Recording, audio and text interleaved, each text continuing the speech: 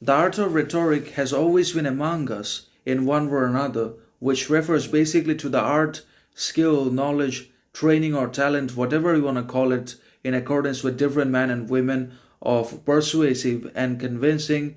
and very manipulative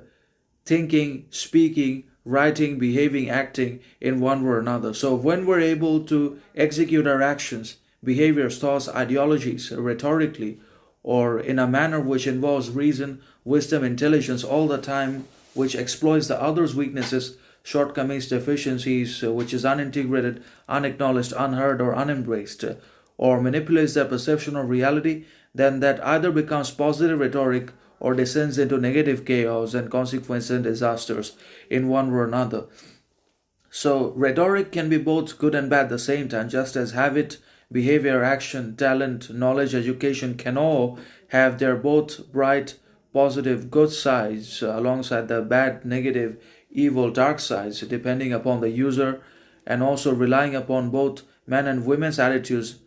and mindsets and basically perceptions of who they are, what they represent, and as to what they're going to try to attempt to become and achieve, and how they're going to employ their education, character, action, behavior matters to them in one way or another. So that is the thing that most people don't understand. Now, if we're good, authentic, reliable, truthful, trustworthy in ourselves, then our habits, actions, behaviors, thoughts will also be equally good, powerful, fair,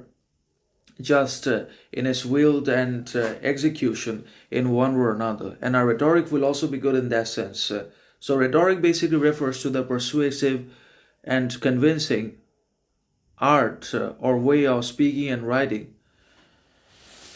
And if we can use rhetoric, then we can get things done certain ways. But we don't seem to be able to be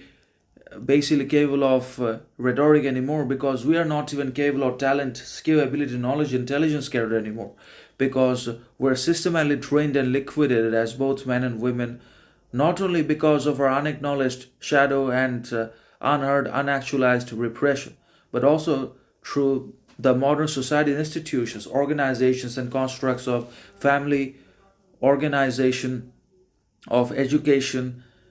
and politics, social media, everything has trained us of our significance, but we still believe in the possession and experience and acquisition of the same sort of utilities and externalities which have already deteriorated us to nothingness